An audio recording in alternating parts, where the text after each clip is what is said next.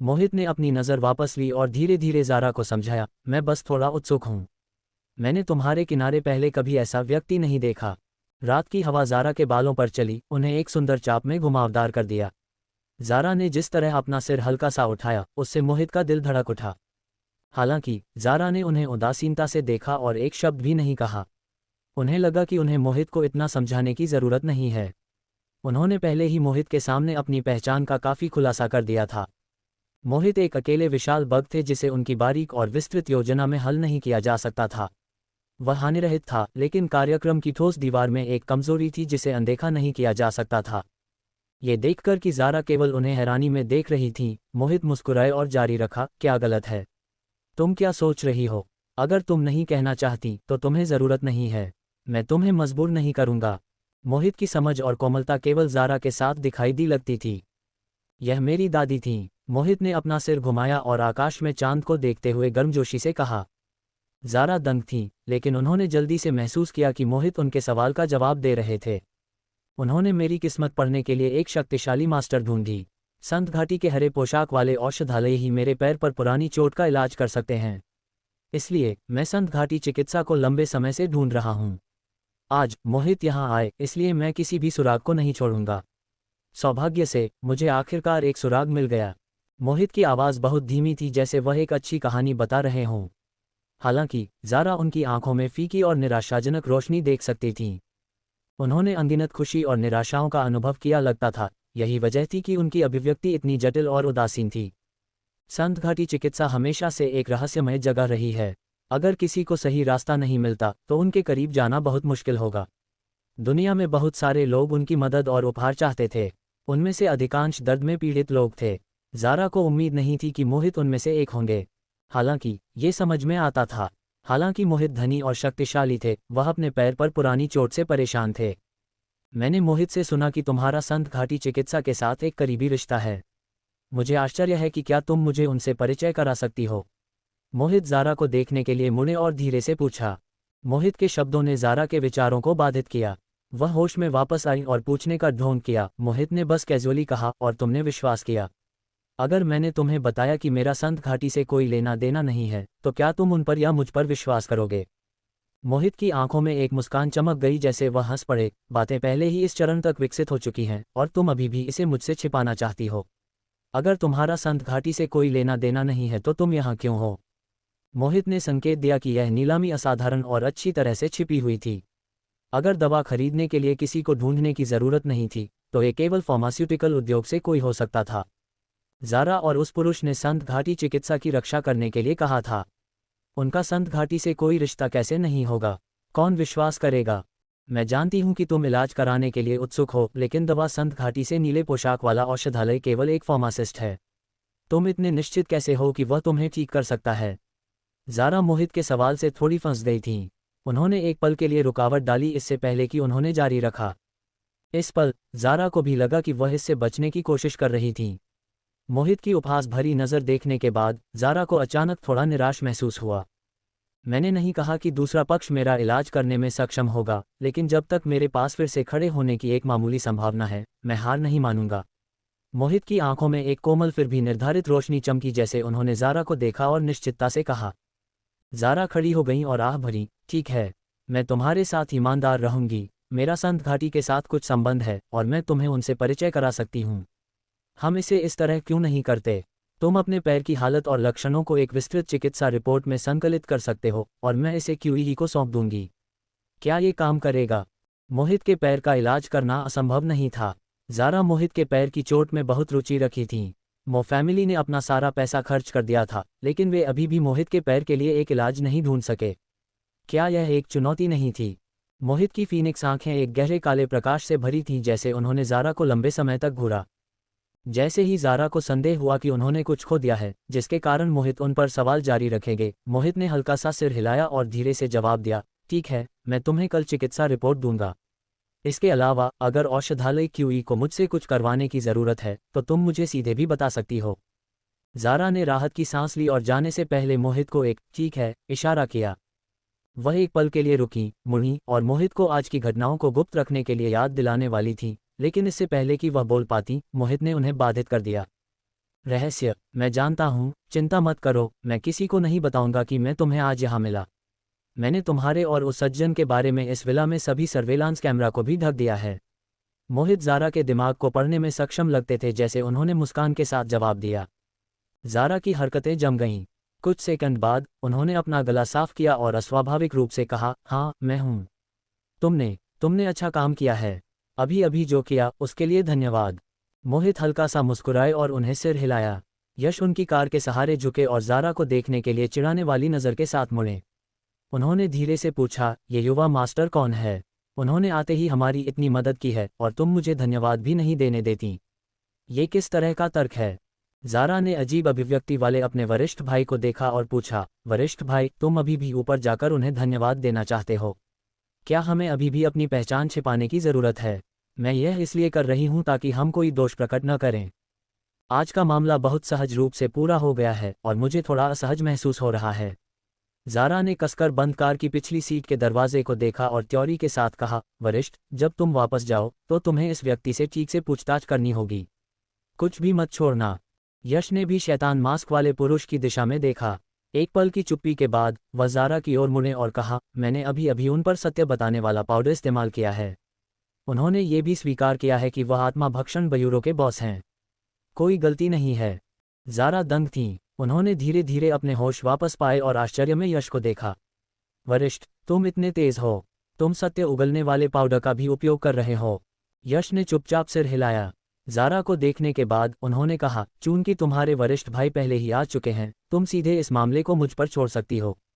छोटी junior sister, तुम्हें इतनी चिंता करने की ज़रूरत नहीं है। लेकिन फिर तुम अपनी संदिग्ध और सावधान व्यक्तित्व को कब बदल पाओगी? क्या हर समय इतना तनावग्रस्त रहना थकाऊ नहीं है? यश हमेशा ज़ारा की मनोवैज्ञानिक स्थिति के बारे में चिंतित रहे हैं। इस दुनिया के प्रति उनकी दयालुता सीमित लगती थी।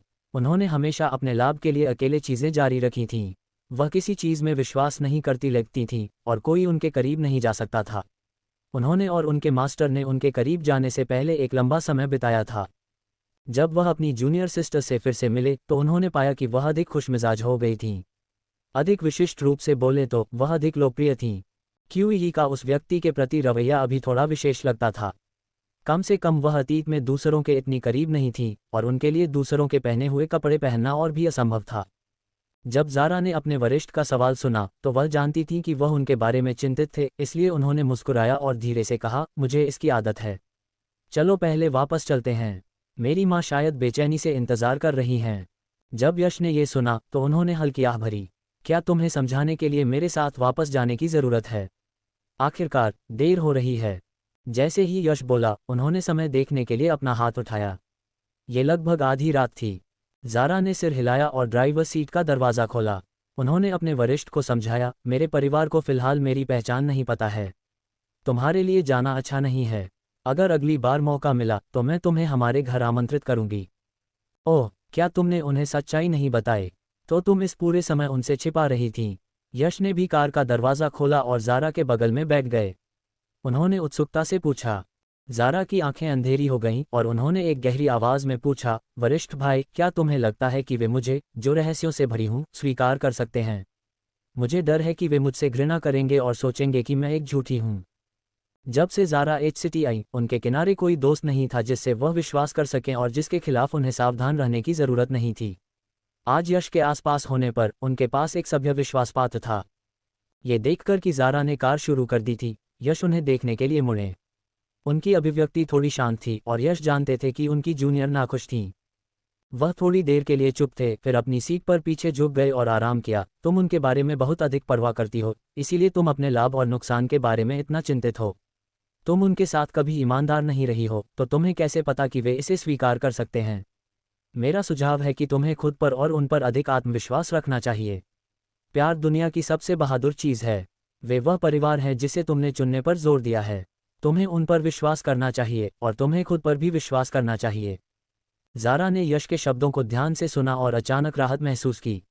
उन्होंने सीधे आगे देखा और मुस्कुराईं। मैं समझती हूँ। धन्यवाद, वरिष्ठ। इस तरफ ज़ारा और यश बातचीत कर रहे थे।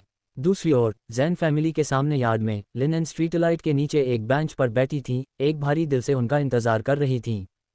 जब ज़ारा ने स्ट्रीट लाइट के नीचे लिन एन को देखा तो वह हैरान नहीं थी। वह जानती थी कि उनकी माँ आज रात उनसे एक अच्छी बातचीत करेगी। रात में बाहर इतनी ठंड है। माँ, तुमने घर पर इंतज़ार क्यों नहीं किया? अगर हवा चलती तो क्या होता? ज़ारा लिन एन के पास चलकर आई और चिंता से पूछा। लिन एन ने उन्हें एक कोमल मुस्कान के साथ देखने के लिए अपना सिर उठाया। गर्म पीला प्रकाश उनके चेहरे पर चमका, जिससे यह एक पवित्र आभा की एक परत के साथ लेपित लगता था। लिन एन ने उनके बगल में सीट पर थपथपाया और ज़ारा को बैठने का इशारा किया। मैं अभी रात के खाने के दौरान तुम्हें कॉल करना चाहती थी, लेकिन दूसरे विचार पर मुझे लगा कि मुझे तुम्हारे दोस्तों के साथ तुम्हारी सभा को बाधित नहीं करना चाहिए। ज़ारा को उनके बगल में बैठते देखकर लिन एन ने उनका हाथ पकड़ा और हंसते हुए जारी रखा। अतीत में तुम्हारे 3 भाइयों ने भी मुझे गुस्सा दिलाया। खासकर तुम्हारा तीसरा भाई, वह युवा था जब से हठी था। एक बार जब वह कुछ करने के लिए निर्धारित होता है तो 9 घोड़े भी उसे वापस नहीं खींच सकते। तुम माँ की इकलौती बेटी हो और तुम एक अनाथालय में बड़ी हुई। तुम्हारे पास कुछ रहस्य होना सामान्य है जिन्हें तुम दूसरों को नहीं बता सकती। मेरा मतलब तुम्हें हमारे साथ ईमानदार होने के लिए मजबूर करना नहीं है। मुझे बस चिंता है कि मैं तुम्हें पर्याप्त अच्छी तरह से नहीं जानती और कुछ ऐसा करूंगी जो तुम्हें दुखी करेगा। क्या तुम समझती हो? लिन एन की आंखों में आंसू चमक रहे थे। उन्हें नहीं पता था कि यह ठंडी रात की हवा के कारण था या नहीं, लेकिन उन्हें रोने का मन हुआ। ज़ारा लिन एन की चिंताओं को कैसे नहीं समझ सकती थी। उन्होंने लिन एन की उंगलियों को कसकर पकड़ा और मुस्कुराई। मैं समझती हूँ माँ। मैं जानती हूँ कि तुम मुझसे प्यार करती हो। मैं। उन्होंने बहुत संकल्प और साहस लिया लगता था। उन्होंने लिन एन को देखा, उनकी सुंदर बादाम के आकार की आंखें निर्भरता और विश्वास से भरी थीं। उन्होंने अपने परिवार पर भरोसा किया। मैं जानती हूँ कि मालिश और लोगों का इलाज कैसे करना है, क्योंकि मेरे पास 2 साल पहले एक शक्तिशाली मास्टर था। मैंने उनसे बहुत कुछ सीखा। अगर भविष्य में मौका मिला तो मैं तुम दोनों के मिलने की व्यवस्था करूंगी। मैं दौड़ कर रही हूँ क्योंकि मुझे ये चरम खेल पसंद है। कभी कभी मैं इसका उपयोग अपनी भावनाओं को व्यक्त करने के लिए करूंगी। मेरे पास एच सिटी में एक छोटी कार टीम है और वे समय समय पर कुछ अंतर्राष्ट्रीय दौड़ों में भाग लेते हैं। मैं अभी भी। ज़ारा का बयान असंगत था और लिन एन को थोड़ा दुख महसूस हुआ। उन्होंने ज़ारा के जारी बयान को बाधित किया और थोड़ी दोष के साथ कहा, क्या ये वे चीज़ें हैं जिन्हें तुम हमसे छिपा रही हो? ज़ारा दंग थी और उन्होंने लिन एन को एक हैरान अभिव्यक्ति के साथ देखा। लिन एन को उनकी अभिव्यक्ति बेहद प्यारी लगी। उन्होंने पहुंचकर उनका छोटा चेहरा दबाया, मुस्कुराते हुए। छिपाने के लिए क्या है? क्या तुम्हें डर है कि माँ या परिवार के अन्य सदस्य तुमसे ईर्ष्या करेंगे? लिन एन ने एक फटकार भरे तरीके से कहा। ज़ारा के प्यारे, हैरान भाव को देखकर उन्होंने आह भरी।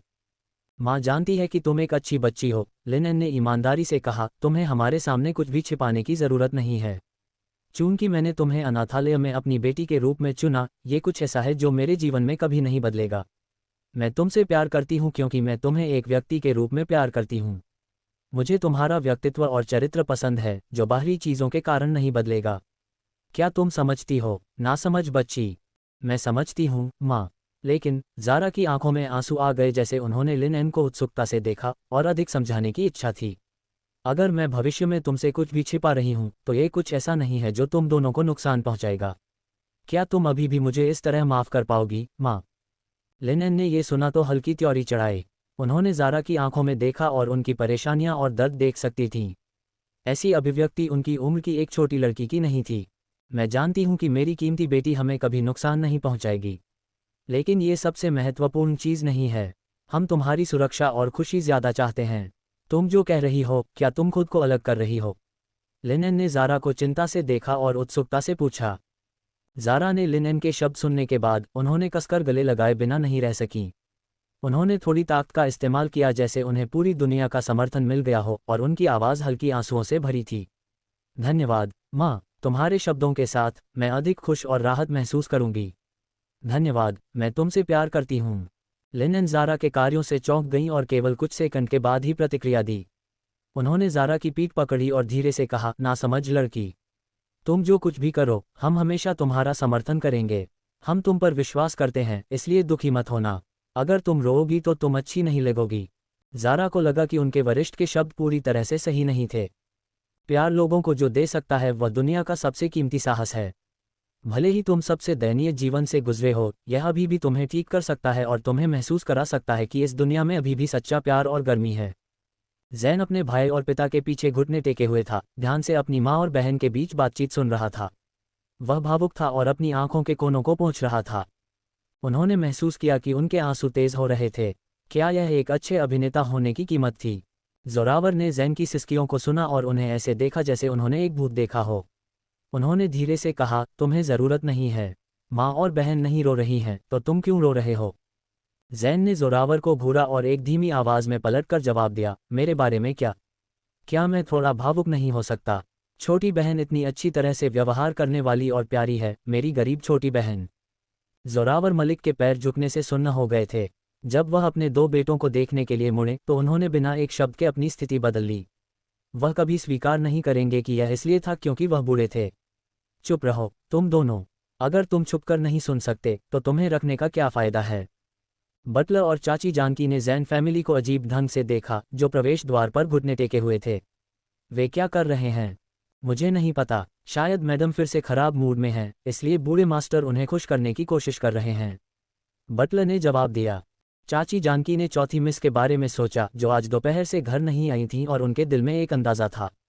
शायद वह मैडम को फुसलाने की कोशिश नहीं कर रहे हैं, बल्कि चौथी मिस का इंतज़ार कर रहे हैं।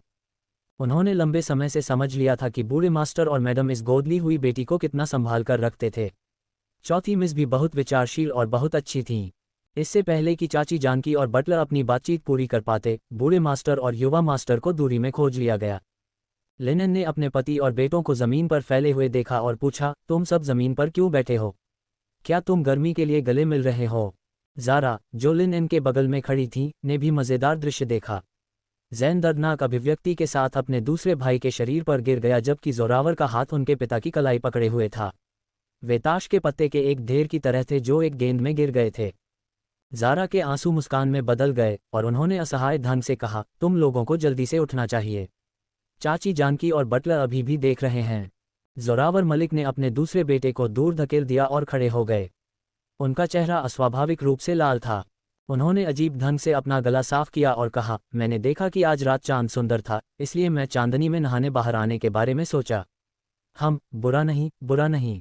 उन्होंने अपनी पत्नी की जलती नज़र से बचाव किया और जाने के लिए मुड़े। लिनन को अपने शैतान पति को देखकर हंसना है या रोना, यह नहीं पता था। वह मुनी और ज़ारा के साथ एक नज़र का आदान प्रदान किया, मौन सहमति से जोरावर मलिक की असहजता को उजागर नहीं करने का चुनाव किया। जोरावर ने अपने पिता के शब्द सुने और शांत ढंग से जोड़ा, ये सही है, मैं अपने पिता के साथ चांद की प्रशंसा करने यहाँ हूँ। ज़ारा ने अपने दूसरे भाई की अप्राकृतिक अभिव्यक्ति देखी और बिना कुछ कहे मुस्कुराई। उन्होंने यहाँ तक कि जैन को देखने के लिए मुड़ी और अपनी आंखों से पूछा, तुम भी यहाँ क्या कर रहे हो, तीसरे भाई? जैन ने अपने हल्के सुन्न पैर की मालिश की और अजीब ढंग से मुस्कुराया, मैं भी टहलने बाहर आया हूँ। पिताजी, दूसरे भाई और मैं तुम्हारी और माँ के साथ बातचीत छुपकर सुनने के लिए यहाँ नहीं बैठे थे। क्या तुम समझती हो? ज़ारा और लिनन एक साथ हंस पड़े। हंसना है या रोना, यह नहीं जानती, जैसे उन्होंने जुमा को देखा, जिसने खुद को दूर कर दिया था। उन्हें कैसे नहीं पता होगा? ये पुरुष वहां घुटने टेके हुए थे और उनकी दिल से दिल की बात सुन रहे थे, क्योंकि वे दोनों के बारे में चिंतित और परेशान थे, खासकर ज़ारा, जो इस पूरे समय पतली बर्फ पर थीं।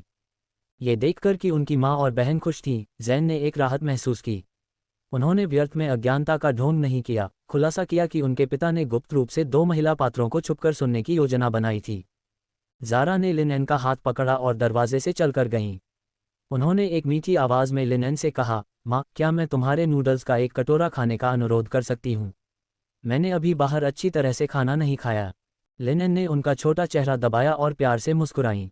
तुम्हें नखरे करने पड़े, मुझे मिल गया। माँ तुम्हारे लिए इसे बनाएंगी और इसमें 2 और अंडे डालेंगी। जब ज़ारा ने ये सुना तो उन्होंने तुरंत अपना सिर लिनन के कंधे पर झुका लिया और आज्ञाकारिता से मुस्कुराई, धन्यवाद माँ।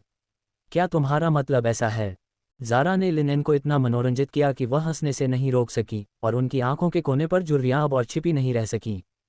जैन ने अपनी मीठी माँ और बहन को देखा और खट्टे तरीके से कहा, माँ, तुम्हारा कीमती बेटा रात के खाने के लिए प्यार भरे नूडल्स के लिए आवेदन करना चाहेगा। क्या मैं कर सकता हूँ? लिनन ने उन्हें देखने के लिए मुड़ी। उनके चेहरे पर मुस्कान पहले ही गायब हो गई थी। उन्होंने पलटकर जवाब दिया, तुम एक बड़ा स्टार हो। इतनी देर रात हो गई है और तुम अभी भी रात का खाना खाने के बारे में सोच रहे हो। क्या तुम हमेशा नहीं कहते थे कि तुम बॉडी मैनेजमेंट करना और वज़न कम करना चाहते हो? माँ, तुम क्या कह रही हो? देखो, अगर मैं पेट भर के नहीं खाऊंगा तो मेरे पास वज़न कम करने और व्यायाम करने की ताकत कैसे होगी? जैन ने एक शरारती मुस्कान के साथ कहा। लिनन निःशब्द थीं। उन्होंने उन पर आंखें घुमाईं और चाची जानकी को मदद करने के लिए कहते हुए रसोई में चली गईं। 10 मिनट बाद ज़ारा और हटीजैन डाइनिंग टेबल पर बैठे थे और सुगंधित, भाप निकलते गर्म माँ के ब्रांड प्यार भरे नूडल्स खा रहे थे। रात की शांति में लिनन ने कभी अंदाज़ा नहीं लगाया होगा कि ज़ारा को उनके गर्म नूडल्स के कटोरे से कितनी गर्मी और सुरक्षा महसूस हुई। जब तक उन्होंने अपना रात का खाना खत्म किया, आधी रात हो चुकी थी। ज़ारा ने अपने बाएं हाथ से अपने गर्म पेट को छुआ और अपने दाहिने हाथ से अपना फ़ोन अनलॉक किया।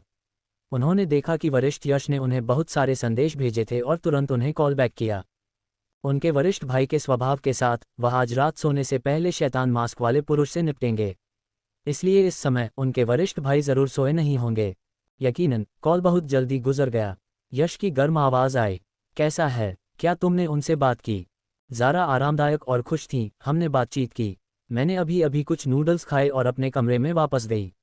वरिष्ठ भाई, क्या तुम नहीं सो रहे हो? तुम्हारे खुश स्वर से तुमने ज़रूर एक अच्छी बातचीत की होगी। मुझे राहत मिली है। यश की हंसने वाली आवाज़ कानों के लिए आकर्षक थी। इस तरह की आवाज़ ने लोगों को महसूस कराया कि वह बहुत शांत और भरोसेमंद थे। जैसे ही उन्होंने इसके बारे में सोचा, ज़ारा मोहित की हमेशा कोमल और शांत उपस्थिति के बारे में सोचने से खुद को नहीं रोक सकी। उन्होंने मोहित से वादा किया था कि वह उनके लिए कुछ डेसर्ट बनाएंगी, लेकिन उन्होंने अभी तक ऐसा नहीं किया था। ज़ारा ने कल इस मामले को निपटाने के लिए एक समय ढूंढने का फैसला किया ताकि मोहित उन्हें आग्रह करना जारी न रखें। जूनियर सिस्टर, छोटी जूनियर सिस्टर, हरी पोशाक, क्या तुम सो रही हो? यश ने धीरे से पूछा जब ज़ारा ने लंबे समय तक जवाब नहीं दिया। यश के कॉल ने ज़ारा को जगा दिया। होश में लौटने के बाद उन्होंने जल्दी से जवाब दिया, मैं यहाँ हूँ वरिष्ठ भाई। क्या गलत है? मैंने अभी जो कहा वह नहीं सुना। तुमने लंबे समय तक कुछ नहीं कहा। मैंने सोचा कि तुम सो गई हो, यश ने धीरे से कहा जब उन्होंने अपनी जूनियर सिस्टर को फिर से बोलते सुना। मैंने अभी कहा कि तुमने जो सूट पहना हुआ था वह उत्तरी शहर मनों में कार में छोड़ दिया। तुम उसे वापस करना चाहती हो तो मैं उसे तुम्हारे लिए रखूंगा। अगर तुम कल फ्री हो तो आओ और उसे ले जाओ। ठीक है, अब देर हो रही है, जल्दी सो जाओ वरिष्ठ भाई। यश ने जो कुछ उन्होंने अभी कहा था उसे दोहराया। उनकी आंखों में रुचि का एक संकेत था। मोहित की तुलना में यश अधिक अवलोकनशील थे। जब मोहित यश को अपना प्यार का प्रतिद्वंद्वी मानते थे, यश ने पहले ही नोटिस कर लिया था कि उनकी जूनियर सिस्टर उनके साथ अलग व्यवहार करती थीं। वह अपनी जूनियर सिस्टर को अपनी शुभकामनाएं देना चाहते थे। वह खुश थे कि उनकी जूनियर सिस्टर के अधिक संबंध और भावनाएं थीं। उनके वरिष्ठ के रिमाइंडर के साथ ज़ारा को आखिरकार एहसास हुआ कि जब वह कार से बाहर निकली तो उन्हें क्यों लगा कि वह कुछ भूल गई हैं। ज़ारा ने हल्के से खांसा, बेशक, मैं उसे वापस करने जा रही हूँ। वरिष्ठ भाई, कृपया उसे पहले मेरे लिए रखो। जब मेरे पास समय होगा तो मैं तुम्हारे पास आऊँगी और उसे ले जाऊँगी। ठीक है, अब देर हो रही है, जल्दी सो जाओ वरिष्ठ भाई। यश ने धीरे से जवाब दिया और ज़ारा के फ़ोन काटने का इंतज़ार किया। ज़ारा के कमरे में पर्दे नहीं खींचे गए थे और चांदनी साफ शीशे से चमक रही थी। रात शांत और सुखद थी, ठीक ज़ारा के मन की स्थिति की तरह। ये शांत और शांतिपूर्ण था। नींद ने उन्हें अभिभूत कर दिया जैसे ही ज़ारा ने धीरे धीरे अपनी आंखें बंद कीं। 2 मिनट बाद ज़ारा सपनों की दुनिया में प्रवेश कर गईं। वह सामान्य से कहीं अधिक तेज़ी से सो गईं और महसूस किया कि यह सब उनकी माँ के प्यार भरे नूडल्स की वजह से था। अगले दिन सुबह 6 बजे ज़ारा जागीं। पिछली रात की गहरी नींद ने उनकी सारी थकान धो दी थी और वह एक नए व्यक्ति की तरह लग रही थीं। जब उन्होंने धुलाई खत्म की और नीचे गईं तो केवल चाची जानकी जाग रही थीं। वह दिन के लिए नाश्ता तैयार करने वाली थीं। ज़ारा ने चाची जानकी को नमस्ते कहा और सुबह की दौड़ के लिए बाहर जाने से पहले उनके लिए पेस्ट्री की कुछ सामग्री तैयार करने का निर्देश दिया। 1 घंटे बाद जोरावर मलिक ने धीरे से लिनन की कमर पकड़ी और वे एक साथ नीचे गए। लिनन ने अपने संतुष्ट पति को देखा और गुस्से से भर गईं। पिछली रात लिनन जोरावर मलिक को एक सबक सिखाना और उन्हें थोड़ा चिढ़ाना चाहती थीं, लेकिन उन्हें अंत में बूढ़े आदमी द्वारा बिस्तर पर घसीटा गया और पूरी रात यातना दी गई।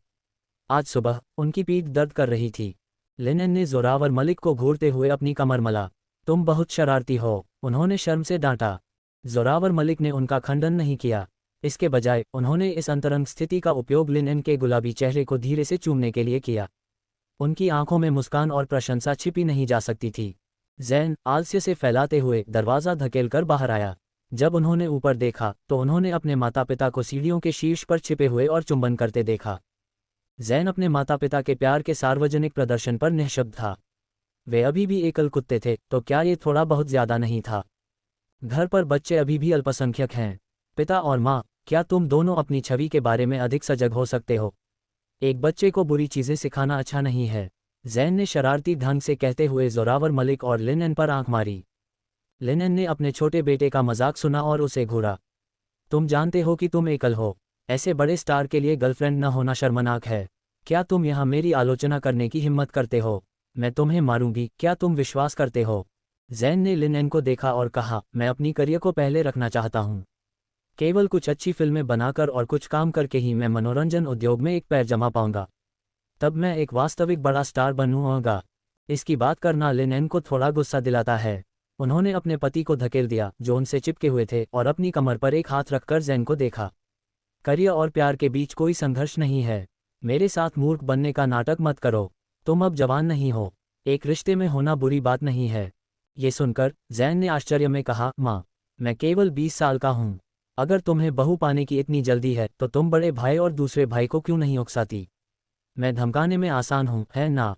जोरावर मलिक ने जैन को देखा और उसे डांटा, तुम छोटे बदमाश। तुम अपनी माँ से इस तरह कैसे बात कर सकते हो? वह ये तुम्हारे भले के लिए कर रही है, इसलिए चुप रहो और माफ़ी मांगो। जैन निःशब्द था। ठीक है, पिताजी हमेशा माँ के प्रति पक्षपाती रहे थे। माँ गलत थी या नहीं, वे अंत में गलत थे। प्रेमी होना और एक दूसरे को दुलारना अच्छा था। एकल कुत्तों को बोलने का अधिकार नहीं था। जैन को आखिरकार समझ आ गया कि क्या हो रहा था और आत्मसमर्पण में अपना हाथ उठाया। ठीक है, यह मेरी गलती है। माँ द्वारा डांटा जाना मेरा सम्मान है। मेरी पत्नी सच्चा प्यार है और मेरा बेटा एक दुर्घटना है। मैं ये समझता हूँ। जैन का चेहरा गर्व से भरा था जैसे ही वह बोला। वह धीरे धीरे सीढ़ियों पर टहलने लगा और जोरावर मलिक और लिनन से गुजरने के बाद उसने शरारती ढंग से एक और वाक्य जोड़ा। बोलने के बाद उसे डर था कि उसकी माँ उसे पकड़ लेंगी, इसलिए वह हंसते हुए सीढ़ियों से नीचे भाग गया। लिनन को अपने नासमझ बेटे पर हंसना है या रोना, यह नहीं पता था। उन्होंने अपना गुस्सा जोरावर मलिक पर निकाला। अपने नासमझ बेटे को देखो। ये केवल मेरा कैसे हो सकता है? ये हमारा है। जोरावर मलिक ने चेहरे पर एक मुस्कान के साथ धीरे से कहा। ज़ारा ब्रेकफास्ट के साथ किचन से बाहर आईं। उन्होंने सुबह सुबह हाई स्पिरिट में अपने तीसरे भाई को देखा और धीरे से पूछा, तुम दूसरी मंजिल पर माँ से किस बारे में बात कर रहे थे? तुम इतने जोर से क्यों बोल रहे थे? ऐसा लगता है जैसे तुम झगड़ा कर रहे हो। जब जैन ने अपनी बहन को किचन से बाहर आते देखा तो वह जानता था कि उसे आज एक दावत मिलेगी। उनकी आंखें टेबल पर भोजन पर टिकी थीं, लेकिन वह ज़ारा के सवाल का जवाब देना नहीं भूले। मैंने कुछ नहीं कहा, यह बस एक एकल व्यक्ति द्वारा एक साधारण विरोध और खंडन है। ज़ारा ने भ्रम में उन्हें देखा और चुपचाप पूछा। जैन ने दूध सुगंधित ब्रेकफास्ट का एक टुकड़ा निकाला। एक निवाला लेने के बाद उन्होंने जारी रखा, मैंने माँ और पिताजी को प्यार करते हुए देखा, इसलिए मैंने उन्हें थोड़ा चिढ़ाया। माँ ने कहा कि मैं एकल हूँ और अगर मैं डेट नहीं करता तो मैं अपना काम नहीं कर रहा हूँ। तुम खुद के लिए पूछ रहे हो। जोरावर उनके पीछे चला गया, बैठ गया और शिकायत की, अगर तुम्हारी अच्छी आंख नहीं है तो ये ठीक है। तुम्हें अपनी सीमाएं भी नहीं पता हैं। कोई आश्चर्य नहीं कि तुम्हारी माँ ने तुम्हें डांटा। जैन ने जोरावर पर आंखें घुमाईं और पलटकर जवाब देने वाला था जब ज़ारा ने उन्हें एक मुस्कान के साथ बाधित किया। ठीक है भाइयों, सुबह सुबह झगड़ा मत करो, मेरे नए ब्रेकफास्ट को चखो। ज़ारा ने धीरे से कहा, एक अस्थायी शांतिदूत के रूप में कार्य करते हुए। वह मुनी और लिनन और जोरावर मलिक को देखा। उन्होंने जल्दी से पुकारा, पिताजी, माँ, जल्दी आओ, हमें ये ब्रेकफास्ट गर्म होने पर खाना होगा। लिनन ने शांत होने का ढोंग किया जैसे वह एक कुर्सी पर बैठी। जोरावर मलिक उनके पीछे चले, उनकी अप्राकृतिक हरकतों को थोड़ी मनोरंजन के साथ देख रहे थे। उन्होंने हल्के से खांसा और बैठ गए। मेरी बेबी ज़ारा ने इसे बनाया है। बेशक, ये स्वादिष्ट है। लिनन ने एक नाजुक ताज़ी पेस्ट्री उठाई जैसे उन्होंने कहा। उनके करीब आते ही एक तीव्र सुगंध उन पर कूद गई, जिससे उनकी लार बह गई। जब उन्होंने एक निवाला लिया, केक कुरकुरा और ताज़ा था। लिनन स्वादिष्टता से चमत्कृत थीं। उनकी आंखें चौड़ी हो गईं और उन्होंने एक अंगूठा दिया। उन्होंने जोर से प्रशंसा की, ये कैसे बनाया गया है? ये बहुत स्वादिष्ट है। ज़ारा, तुम्हारे हाथ बहुत कुशल हैं। सही सही, मैंने तुम्हें बताया था कि मेरी बहन का खाना पकाना प्रथम श्रेणी का है। मुझे लगता है कि वह लानवी के हेड शेफ के साथ भी प्रतिस्पर्धा कर सकती है। जैन का मुंह भोजन से भरा हुआ था, लेकिन उन्होंने सहमत होना नहीं भूला। उन्होंने हमेशा अपनी बहन के खाना पकाने के कौशल की तारीफ की थी। मनोरंजन उद्योग के शब्दों में, जैन ज़ारा का खाना पकाने का प्रशंसक था और वह एक कट्टर और निष्ठावान प्रशंसक था। जोरावर किनारे पर चुपचाप चबा रहा था और तीसरे भाई के साथ सहमति में सिर हिलाना नहीं भूला। जोरावर मलिक ने स्वाद चखते हुए हंस पड़े। उनकी आरामदायक भौहें आनंद से भरी थीं। हालांकि उन्हें अचानक लगा कि यह स्वाद परिचित था, जैसे उन्होंने इसे पहले कहीं खाया था। ये सही है, ये लानवी रेस्टोरेंट के डेसर्ट के समान था। पिछली बार उन्होंने डेसर्ट पैक किए थे, एक क्रीम स्वाद वाली पेस्ट्री इससे बहुत समान थी। जोरावर मलिक ने इसके बारे में जितना अधिक सोचा, उन्हें उतना ही अधिक लगा कि यह सच था। उन्होंने ज़ारा को देखा और स्पष्ट रूप से कहा, ज़ारा, क्या तुमने ये डेसर्ट बनाए? लिनेन को यह सुनकर थोड़ा अजीब लगा। उन्होंने कहा, अगर ज़ारा ने इसे नहीं किया तो क्या तुमने किया? तुमने ऐसा बेवकूफ़ी भरा सवाल क्यों पूछा? जोरावर मलिक ने लिनेन की शिकायतों की परवाह नहीं की। उन्होंने कुछ सोचा और कहा, क्या तुम्हें नहीं लगता कि ज़ारा के डेसर्ट लानवी में हमारे खाए गए डेसर्ट के समान लगते हैं? जोरावर मलिक के शब्दों ने रूम में सभी को दंग कर दिया। जोरावर ने एक टुकड़ा उठाया और ध्यान से देखा। उसने सिर हिलाया और कहा, पिताजी, अब जब तुम इसका उल्लेख करते हो तो मुझे लगता है कि यह समान है। हालांकि तुमने जो बनाया वह लानवी जितना उत्कृष्ट नहीं है। ये बहुत समान है और यह समान रूप से स्वादिष्ट है। छोटी बहन, तुम लानवी जाकर एक शेफ बन सकती हो, जैन ने अतिरंजित ढंग से कहा। ज़ारा ने एक राहत की सांस ली जब उन्हें एहसास हुआ कि उनके परिवार ने उन्हें लानवी के शेफ से नहीं जोड़ा था। ऐसा लगा कि उन्होंने जानबूझकर डेसर्ट को दूसरे दिन जैसा नहीं बनाया था। जब उन्होंने आज ये डेसर्ट बनाए तो उन्होंने वास्तव में उम्मीद की थी कि वह भाग्यशाली होंगी। हालांकि ज़ारा को उम्मीद नहीं थी कि उनके पिता इतने बारीक होंगे। उन्होंने केवल डेसर्ट खाए थे और उन्हें इतनी स्पष्टता से याद कर सकते थे। उन्होंने लगभग उन्हें देख लिया था। तारीफ के लिए धन्यवाद, ज़ारा ने शांत ढंग से कहा। अगर भविष्य में मेरे पास कोई अन्य रास्ता नहीं है तो मैं तुम्हारे सुझाव पर विचार कर सकती हूँ। अपनी बेटी को इतना ईमानदार देखकर जोरावर मलिक ने फिलहाल अपने विचारों को दबा दिया। वह मुस्कुराए और धीरे धीरे सिर हिलाया, अपने तीसरे भाई की बकवास मत सुनो। अपनी कॉलेज खत्म करो और जो नौकरी तुम चाहती हो वह ढूंढो। मैं तुम्हारी मदद कर सकता हूँ।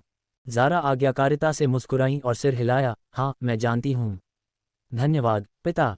वैसे क्या तुम जल्द ही सेंट कैपिटल यूनिवर्सिटी को रिपोर्ट करोगी? जोरावर मलिक ने फिर से पूछा। हाँ पिताजी, हम 3 दिनों में रिपोर्टिंग शुरू करेंगे।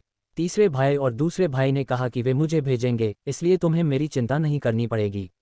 ज़ारा ने एक मुस्कान के साथ जवाब दिया, मुड़कर अपनी माँ को देखने लगी जो बिना हिले उन्हें घूर रही थीं। जोरावर मलिक और जोरावर की बातचीत सुनने के बाद लिनेन शांत थीं। उन्हें लगा कि उनकी बेबी ज़ारा का इस लानवी से कुछ लेना देना था।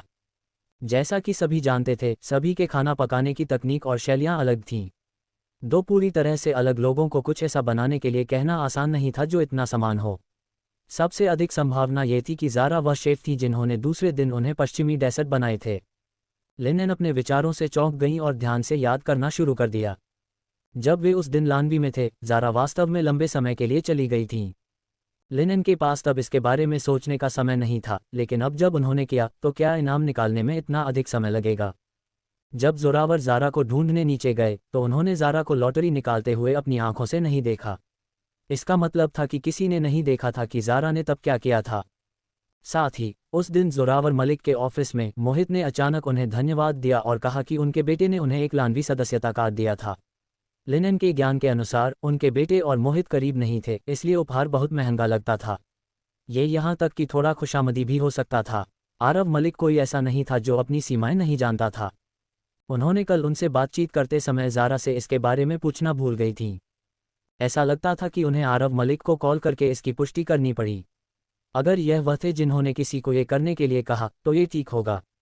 अगर यह नहीं था तो ज़ारा बहुत संदिग्ध थीं। वह केवल एक बच्ची थीं। लानवी उन्हें सम्मान के साथ व्यवहार करने के लिए कैसे कह सकता था? लिनेन को अब संदेह था कि ज़ारा ने ये सबके पीछे किया था। शायद ज़ारा लानवी की शेफ थीं। लिनेन ने आश्चर्य में ज़ारा को देखते हुए अंदाज़ा लगाया। ज़ारा कार दौड़ना जानती थीं, दवा में कुशल थीं और यहाँ तक कि कुछ मार्शल आर्ट भी जानती थीं। वह लानवी रेस्टोरेंट में एक शीर्ष शेफ भी हो सकती थीं। वह बहुत उत्कृष्ट थीं। भले ही एक साधारण व्यक्ति इन कौशलों में से केवल एक में कुशल होता तो यह एक जीवन भर का लाभ होता। ज़ारा ने लिनेन की अपेक्षाओं को पार कर दिया था। लिनेन को लगा कि भले ही कोई उन्हें अभी बताए कि ज़ारा एक बहुमुखी प्रतिभा है, वह अभी भी बिना किसी झिझक के इस पर विश्वास करेंगी। ज़ारा धीरे धीरे उनके दिल में एक भगवान बन गई थीं। उनकी बेटी उनसे छिपाने की कोशिश कर रही थी क्योंकि वह बहुत उत्कृष्ट थीं। उन्हें क्या करना चाहिए? मैं ऑनलाइन इंतज़ार कर रही हूँ। यह ज़रूरी है। ज़ारा ने देखा कि उनकी माँ थोड़ी देर के लिए हैरान थी, इसलिए उन्होंने पहुंचकर उनकी बाँह छुई। उन्होंने धीरे से पूछा, माँ, क्या गलत है? क्या तुम्हें कहीं असहज महसूस हो रहा है? लिनेन अपने होश में वापस आई, लेकिन इससे पहले कि वह कुछ समझा पाती, जोरावर मलिक ने अचानक अपना गला साफ किया। ये शांत डिनर टेबल पर थोड़ा अचानक भी था। ज़ारा ने अपने पिता को एक अजीब अभिव्यक्ति के साथ देखा। जोरावर मलिक ने आरामदायक होने का ढोंग किया और कहा, तुम्हारी माँ पिछली रात ठीक से नहीं सोई। यह कोई बड़ी बात नहीं है, मैं बाद में उनके साथ सोने जाऊंगा। ज़ारा हल्की हैरान थीं। उन्होंने सिर हिलाया और जवाब दिया, ओह मैं समझ गई। पिताजी, क्या तुम्हें आज ऑफिस नहीं जाना है? जोरावर मलिक ने आह भरी। ईशा ग्रुप के बारे में फिर से नकारात्मक पब्लिक ओपिनियन है। मुझे नहीं पता कि उन्होंने किसे नाराज़ किया है, लेकिन मीडिया पूरे दिन कुछ भी गंभीर नहीं करता। वे सोचते रहते हैं कि मीन एना ने ईशा ग्रुप को बदनाम किया है। कल उन्होंने पूरे दिन भूमिगत पार्किंग लॉट में मेरा इंतज़ार किया। जब मैं काम से घर आया तो मैं लगभग डर के मारे मर गया था। मैं आज आराम करूंगा। दूसरे भाई, तुम बाद में एक मीटिंग में मेरी मदद कर सकते हो। जोरावर निःशब्द था। ये सुनकर ज़ारा ने अपनी भौहें हल्की सिकुड़ी और अपने दिल में योजना बनाना शुरू कर दिया। ऐसा लगता था कि उन्होंने लिकिन को जमा करने के लिए जो कुछ लेख भेजे थे वे असर दिखाना शुरू कर चुके थे। क्या ईशा फैमिली फिर से बेचैन हो रही थी? मीडिया का उद्देश्य केवल जनता से कुछ जानकारी प्राप्त करने जैसा सरल नहीं हो सकता था। उनके पास अन्य परिभाषाएं हो सकती थीं। ज़ारा को लगा कि अगर कोई हताश कुछ करता है तो उन्हें सावधान रहना पड़ेगा। उन्होंने अपनी भौहें सिकुड़ी और योजना बनाई। उनके परिवार के लिए बॉडीगार्ड की व्यवस्था करने का समय आ गया था। ब्रेकफास्ट के बाद ज़ारा लंच बॉक्स लेकर अपने दो भाइयों की ईर्ष्यालु नज़रों के तहत घर से बाहर निकल गईं। ठीक है, अगर उन्होंने प्रेसिडेंट मोहित को थोड़ा सा दिया तो ये ठीक था। वे ऐसे मामूली लोग नहीं थे। उनकी बहन का खाना पकाना अच्छा था और वह सभी की तारीफ के योग्य थीं। इसके अलावा मोहित ने वास्तव में जैन फैमिली की काफ़ी मदद की थी। इसे उनके सराहना का एक टोकन माना जा सकता था। दो बड़े भाई जो एक दूसरे से झगड़ रहे थे अपनी छोटी बहन को किसी और पुरुष को खाना भेजते हुए देखा। यहाँ तक कि उनकी मोटी नसों ने भी समय पर प्रतिक्रिया नहीं दी। अगर यह बस कुछ साधारण भोजन होता तो क्या ज़ारा को इसे व्यक्तिगत रूप से भेजने के लिए योग्य होता? वह ड्राइवर को इसे सौंपने के लिए ढूंढ सकती थीं। ज़ारा ने मोहित के मामले को लेने और एक साथ एक परामर्श करने के लिए मोहित के साथ एक मुलाकात तय की थी। रेनशिन अस्पताल। सिद्धार्थ ने मोहित को देखा, जो सभी प्रकार की जांचों के लिए सुबह सुबह अस्पताल दौड़कर आए थे। उन्होंने उत्सुकता से पूछा, तुम क्या कर रहे हो? पिछली शारीरिक जांच के बाद केवल थोड़ी देर हुई है, तुम इसके बारे में फिर से क्यों सोच रहे हो? मोहित ने मोहित को सभी परीक्षण परिणाम वापस लाने के लिए कहा। उन्होंने सिद्धार्थ को ऊपर देखा और कहा, ये कुछ नहीं है, ये बस एक नियमित शारीरिक जांच है। अरे तुम गलत हो मोहित, तुम उस तरह के व्यक्ति नहीं हो जो बेकार चीज़ों पर समय बर्बाद करेगा। मुझसे झूठ मत बोलो, जल्दी करो और मुझे बताओ कि क्या हो रहा है। सिद्धार्थ ज़ेन जितना भोला नहीं था, उनका आईक्यू उच्च था। मोहित ने उदासीनता से सिद्धार्थ को देखा। एक लंबे समय के बाद उन्होंने कहा, जब मेरे पास सटीक जानकारी होगी तो मैं तुम्हें और अयान को बताऊंगा। अभी मत पूछो। सिद्धार्थ ने मोहित को देखा। इतने सालों तक भाई होने के बाद उनकी मौन समझ प्रकट हुई। चूंकि मोहित उन्हें नहीं बताना चाहते थे, उन्हें अपनी चिंताएं होंगी। चूंकि उन्होंने भविष्य में उनसे कहने का वादा किया, वह अपना वादा निभाएंगे। उन्हें बस इंतजार करना पड़ा। सिद्धार्थ ने सिर हिलाया ताकि ये दिखा सके कि वह समझ गया। उन्होंने आगे पूछे बिना विषय बदल दिया, जैन फैमिली की चौथी बेटी के साथ तुम्हारी प्रगति कैसी है? क्या तुमने पिछली बार जो हुआ उसके लिए मेरी ओर से उनसे माफ़ी मांगी? मोहित को इसका उल्लेख होने पर थोड़ा निराश महसूस हुआ। उन्होंने भ्रम में सिद्धार्थ को देखा। आजकल युवतियों को लोग किस तरह के तरीके पसंद करते हैं? क्या मुझे उन्हें एक उपहार देना चाहिए? एक आश्चर्य। मोहित के सवालों ने सिद्धार्थ को दंग कर दिया। अगर सिद्धार्थ को यकीन नहीं होता कि उनके सामने वाला व्यक्ति उनका असली भाई था तो उन्होंने सोचा होता कि मोहित को बदल दिया गया है। युवा मास्टर मोहित के गर्व और बुद्धिमत्ता के साथ उन्हें दूसरों से परामर्श करने की ज़रूरत कब पड़ी? कुछ समय पहले की आत्मविश्वास और निर्धारित मोहित कहाँ चली गई? सिद्धार्थ सदमे से उबरने के बाद उन्हें मज़ेदार लगा, यहाँ तक कि मो कॉर्पोरेशन का असहनीय रूप से अभिमानी एकमात्र उत्तराधिकारी, जिसे युवा होने के बाद से प्रतिभा के रूप में सराहा गया था, प्यार की बात आने पर भ्रमित और असहज होने से खुद को नहीं रोक सका। दुनिया में बहुत सारी चीज़ों को पैसे और शक्ति से बदला जा सकता था, लेकिन उसमें ज़रूरी रूप से प्यार शामिल नहीं था। ऐसे एक उत्कृष्ट रिश्ते में मोहित जैसा एक बुद्धिमान व्यक्ति भी एक साधारण व्यक्ति बन जाएगा जो एक दुविधा में था। तुम किस पर हंस रहे हो? मोहित ने कंफ्यूजन में पूछा जब उन्होंने सिद्धार्थ के चेहरे पर मुस्कान देखी। सिद्धार्थ ने दिखाने के लिए अपना हाथ उठाया कि वह गलत था और समझाया, उन्हें हंसना है या रोना यह नहीं जानते थे, ये कुछ नहीं है। मैंने उम्मीद नहीं की थी कि तुम्हें ऐसा दिन देखना पड़ेगा। अगर कोई काफ़ी समय तक जीता है तो सभी प्रकार की विचित्र चीज़ें देख सकता है। मोहित ने उन्हें ठंडे तरीके से देखा और अपनी व्हीलचेयर में जाने वाले थे जब सिद्धार्थ ने उन्हें रोक दिया और असहाय ढंग से कहा, ठीक है, मैं तुम्हें चिढ़ाना बंद करूंगा। तुम जो सवाल पूछ रहे थे, मैं तुम्हें कुछ सलाह दे सकता हूँ। ये शब्द मोहित के लिए लुभावने थे, इसलिए उन्होंने जो कर रहे थे वह बंद कर दिया। उन्होंने हल्का सा सिद्धार्थ को देखा और अपनी आंखों से इशारा किया, जल्दी करो और कहो। लगभग 15 मिनट बाद हेडनज ने दरवाजे पर दस्तक दी और सिद्धार्थ और मोहित की अंतरंग बातचीत को बाधित किया। ठीक है, चलो अभी के लिए यहाँ रुकते हैं। जब तुम वापस जाओ तो तुम्हें इसे आजमाना चाहिए। शायद चौथी मिस को ये पसंद आएगा। सिद्धार्थ ने शरारती ढंग से आंख मारी और एक हल्के स्वर में कहा, उन्हें शायद मुझसे कुछ कहना है। तुम जो चाहो वह कर सकते हो। जब तुम जाओ तो मेरे लिए ऑफिस का दरवाज़ा बंद कर देना। जैसे ही सिद्धार्थ बोले, उन्होंने अपनी सफ़ेद कोट बंद किया, खड़े हो गए और मोहित को छोड़ दिया, जो अभी भी उनकी सलाह को चुपचाप पचा रहे थे। सिद्धार्थ सामने चले और बेड 11 और 12 पर हेडनज की रिपोर्ट सुनी। मुझे नहीं पता कि बेड 11 में उस महिला के साथ क्या करना है।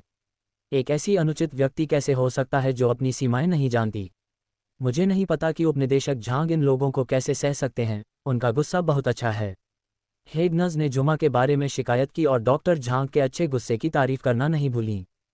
ये देखकर कि जुमा अभी भी नाराज थी, डॉक्टर झांग ने कड़ाई से जोड़ा, ये पहले से ही सबसे अच्छा परिणाम है कि हमें कोई गंभीर बीमारी नहीं मिली। इसलिए कृपया तर्कसंगत बने और हमारे अस्पताल और चिकित्सा कर्मचारियों का अपमान या हमला न करें। अगर तुम परेशानी पैदा करने पर जोर देती हो तो मैं केवल पुलिस को बुलाने का चुनाव कर सकता हूँ। उन्होंने बल का सहारा लेने से पहले शांतिपूर्ण माध्यमों का उपयोग करने का एक उत्कृष्ट काम किया था। जुमा जैसी किसी से निपटने के लिए जो किसी भी चीज़ के प्रति अभेद्य थी और दूसरों को परेशान करने में अच्छी थी, बहुत कोमल और शिष्ट होना असंभव था। जैसा कि अपेक्षित था, जुमा ने ये सुनकर तुरंत विस्फोट कर दिया। उन्होंने चिल्लाकर कहा, तुम्हारा क्या मतलब है? क्या तुम पुलिस को बुलाना चाहते हो? ठीक है, हम पुलिस को फैसला करने देंगे और देखेंगे कि क्या ये तुम्हारे अस्पताल की लापरवाही है। जब झांग तिंग ने जुमा के शब्द सुने तो वह जल्दी से आगे बढ़े और उन्हें खींचा। उनके पीछे सिद्धार्थ पर तिरछा नजर डालने के बाद उन्होंने अपराधी महसूस करते हुए धीमी आवाज में सांत्वना दी, ठीक है, परेशानी मत करो, डॉक्टर सही थे। अगर तुम और जुमा, जो पिछले 2 दिनों से हमारे साथ सहयोग नहीं कर रहे थे, यहाँ और वहाँ शिकायत नहीं कर रहे होते तो हमें परिणाम बहुत पहले मिल गया होता। झांग तिंग, तुम किसके पक्ष में हो? जुमा और मैं तुम्हारा परिवार हैं, क्या तुम नहीं बता सकते कि तुम्हारे करीब कौन है? तुम उनकी मदद क्यों कर रहे हो? जुमा ने गुस्से से कहा। झांग तिंग हमेशा जुमा पर गुस्सा रहा था, लेकिन उन्होंने बोलने की हिम्मत नहीं की। ये देखकर कि जुमा ने उन पर गुस्सा निकालना शुरू कर दिया था, उन्होंने भी वापस बोलने की हिम्मत नहीं की। उन्होंने धीमी आवाज में कुछ शब्द बड़बड़ाए, लेकिन इस समय वह जुमा को और वापस नहीं बोल सकते थे। वह असाधारण गति से भाग गए। आन परिवार की माँ भी एक व्यक्ति थी जो दूसरों को धमकाने के आदी थी। डॉक्टर झांग की चेतावनी और झांग तिंग की सलाह सुनने के बाद उन्होंने भी हंगामा जारी रखने और मानसिक क्षतिपूर्ति के लिए अस्पताल को धोखा देने का विचार छोड़ दिया। वह जुमा के पास चली और शरारती ढंग से कहा, जुमा बहन, मुझे लगता है कि जीजाजी सही कह रहे हैं। बच्चे ठीक हैं, ये सबसे अच्छा परिणाम है। तुम क्या जानती हो? जुमा ने मैडम आन पर नज़र डाली और धीरे से कहा, वे बस हमें धमका रहे हैं। अगर मैं उन्हें एक अच्छी डांट नहीं दूंगी तो उन्हें नहीं पता चलेगा कि उन्हें किसे अनदेखा और नाराज नहीं करना चाहिए। हमारा जैन फैमिली एच सिटी में प्रसिद्ध है। इन लोगों को इतना अंधा होने के लिए डांटा जाना चाहिए। सिद्धार्थ ने 2 कदम आगे बढ़ाए और अपनी छाती के सामने अपनी बाहों को क्रॉस किया। उन्होंने जुमा को उदासीनता से देखा और व्यंग्य से कहा, हम्फ, कितनी बड़ी आवाज़। भले ही पुरानी मैडम जैन आज यहाँ होती, मेरे साथ उन्हें अभी भी अस्पताल के नियमों का पालन करना पड़ता। ये तो छोड़ो कि तुम बस जैन फैमिली की एक बेटी हो जिसने दूसरे पुरुष से शादी की। ये पहले ही 21वीं सदी है। तुम किस सामंती युग से हो? क्या तुम्हें लगता है कि दूसरे तुम्हारे परिवार के गुलाम हैं? क्या तुम थोड़ी कम बेशर्म नहीं हो सकती? जुमा मुनी और देखा कि वह सी फैमिली का बेटा था। उनके दिल में गुस्सा थोड़ा शांत हो गया, लेकिन उन्होंने अभी भी एक अजीब स्वर में कहा, युवा मास्टर सिद्धार्थ की आवाज़ छोटी नहीं है। हमारे परिवार की पुरानी मैडम तुम्हारे दादाजी की उसी पीढ़ी की हैं। जब तुम्हारे दादाजी उन्हें देखेंगे तो उन्हें मुस्कुराना और अभिवादन करना पड़ेगा। क्या तुम अपने बुजुर्गों के प्रति इतने अनादरपूर्ण हो? तुम्हारी शिष्टाचार कहाँ गई? क्या तुम मुझे दबाव डालने के लिए दूसरों की स्थिति का उपयोग नहीं करोगे? यह एक अस्पताल है, एक ऐसी जगह जहां सभी बराबर हैं, तुम्हारे जैसी एक सामंती फैमिली नहीं। सिद्धार्थ ने अपनी क्रॉस की बाहों को नीचे किया और जुमा को ठंडे तरीके से देखा। उनकी आंखें घृणा और तिरस्कार से भरी थीं। अगर जुमा में उनकी क्षमताएं होती तो ये ठीक होता, लेकिन इस तरह का व्यवहार जो केवल दूसरों को धमकाने के लिए जैन फैमिली पर भरोसा करना जानता था, घिनौना था। दूसरे लोग उनके प्रति शिष्ट हो सकते हैं, लेकिन सिद्धार्थ ऐसी चीज़ों से नहीं डरते थे। हालांकि सी फैमिली मोहित जैसे एक बड़े परिवार से तुलना नहीं कर सकती थी, वे अभी भी ऐसे लोग थे जिन्हें जैन फैमिली जैसे साधारण परिवार नाराज करने की हिम्मत नहीं करते थे। उन्हें सबसे अधिक नफरत इस अक्षम व्यक्ति से थी जो केवल दूसरों को धमकाने के लिए अपने संबंधों का उपयोग करना जानता था। वह छिछली और बदसूरत थीं। उन्होंने अपना हाथ उठाया और अपने बगल के हेड नर्स को इशारा किया। जाओ और सुरक्षा कार्यालय को बुलाओ और इन दुष्टों को बाहर निकालो। अगर कुछ होता है तो मैं जिम्मेदारी लूंगा। सिद्धार्थ की आवाज़ ठंडी और कठोर थी और एक कुलीन युवा मास्टर की प्रभावशाली आभा उनसे निकल रही थी, जिससे उनके आसपास के लोग जम गए। जुमा ने गुस्से से लाल चेहरे के साथ सिद्धार्थ को घूरा। वह भी पुरानी मैडम जैन द्वारा बुरी तरह से बिगाड़ी गई थीं। भले ही वह पहले से ही किसी और की पत्नी और माँ थी, उन्होंने अभी भी अपने अहंकार को रोकने का तरीका नहीं जाना। इसके कारण उन्होंने कई लोगों को नाराज किया। आज वह सिद्धार्थ से मिली और यह कहा जा सकता है कि उन्होंने एक लोहे की प्लेट से मुलाकात की थी। जब झांग तिंग ने यह सुना तो उन्होंने जुमा का हाथ जोर से खींचा। उन्होंने अपनी लार नीली और अपनी घबराहट वाली स्थिति को आसान करने की कोशिश की। युवा मास्टर सिद्धार्थ, यह एक गलतफहमी है, गुस्सा मत होइए। अगर हमें कुछ कहना है तो हमें बात करनी होगी। अगर चीज़ें बहुत कठोर हो जाती हैं तो सभी के लिए उपयुक्त नहीं है। मेरी पत्नी बहुत चिंतित और उत्सुक है, इसलिए वह अपनी सीमाएं नहीं जानती। ये ठीक वैसा ही है जैसा डायरेक्टर झांग ने कहा। यह अच्छा है कि उन्हें बच्चों के साथ कुछ गलत नहीं मिला। हमें इस तरह एक दूसरे का विरोध नहीं करना चाहिए, यह उचित नहीं है। झांग तिंग मुस्कुराया जैसे उन्होंने सिद्धार्थ और जुमा के बीच चीज़ों को सुचारू बनाने की कोशिश की।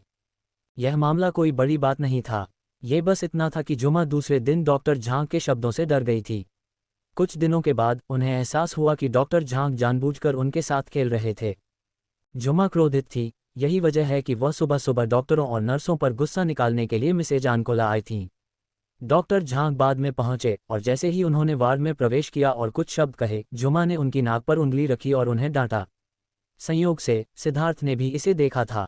ये देखकर कि झांग तिंग ने बात की थी, मिसेज आन ने जल्दी से समझाने में मदद की। हाँ हाँ, शांति ही पैसा कमाने का एकमात्र तरीका है, इसकी ज़रूरत नहीं है।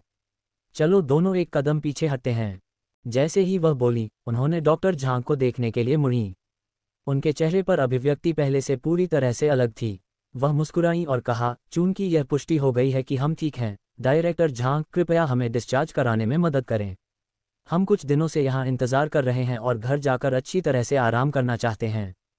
डॉक्टर झांग ने देखा कि उनका लक्ष्य हासिल हो गया है, इसलिए उन्होंने गहरी सांस ली और कहा, तुमने पहले अच्छी तरह से बात क्यों नहीं की? तुम्हें इतना बड़ा हंगामा क्यों करना पड़ा और सभी का समय बर्बाद क्यों करना पड़ा? हाँ हाँ हाँ, तुम सही हो डायरेक्टर झांग, झांग तिंग ने जल्दी से जवाब दिया। डॉक्टर झांग सिद्धार्थ को देखने के लिए मुड़े और एक धीमी आवाज़ में कहा, मेरा समर्थन करने के लिए डायरेक्टर धन्यवाद। मैं बाकी का ध्यान रखूंगा, तुम अपना काम कर सकते हो। सिद्धार्थ ने जुमा और झांग तिंग को लंबे समय तक देखा बिना कुछ कहे, लेकिन उनकी आभा भयानक थी। जब उन्होंने डॉक्टर झांग के शब्द सुने तो वह मुड़े और उन पर नजर डाली। आखिरकार वे दोनों एक ही विभाग में सहकर्मी थे। उन्हें अभी भी डॉक्टर झांग की इज्जत करनी थी। भूल जाओ, इसे अच्छी तरह से संभालो, जल्दी करो और बाद में मीटिंग में देरी मत करना। सिद्धार्थ बोलना समाप्त करने के तुरंत बाद मुड़े और चले गए। उनके दिल में उन्हें लगा कि उनके लिए जल्दी से जाना अच्छा था। उन्होंने सोचा कि जुमा को फिर से देखना उनकी आंखों को दुख पहुंचाता है। डॉक्टर झांग ने जाते हुए सिद्धार्थ की पीठ को देखा। उनकी आंखों के पीछे एक सार्थक भाव चमका। उन्होंने अभी अभी जो किया वह सही था। जुमा के साथ पिछले कुछ दिनों तक लड़ने के बाद उन्हें एहसास हुआ कि जुमा एक सरल व्यक्ति नहीं थी। शांत द्वारा उन्हें दिया गया मिशन उतना सरल नहीं लगता था जितना उन्होंने सोचा था। जुमा और ईशा की हालत भी सुधर गई थी, इसलिए उन्हें रखना बहुत जबरदस्ती होता। ठीक वैसे ही जैसे डॉक्टर झांग इस मिशन को कैसे पूरा करें इसकी चिंता कर रहे थे, शांत ने उन्हें एक नया आदेश दिया। वह ये था कि जुमा और ईशा को बाहर जाने दो और बाकी उस पर छोड़ दो। हालांकि डॉक्टर झांग को समझ नहीं आया, उन्होंने पालन करना चुना, जिससे आज का तमाशा हुआ। उन्होंने जुमा को एक चाल चलने के लिए फुसलाया, फिर सिद्धार्थ को जाल में खींचा। वह जानते थे कि सिद्धार्थ लंबे समय से जुमा को नापसंद करते थे। सिद्धार्थ की तेज जबान और युवा मास्टर का गुस्सा विभाग में जाना माना था। सिद्धार्थ के आसपास होने पर वह शब्दों और आभा की लड़ाई में जुमा से कभी नहीं हारेंगे।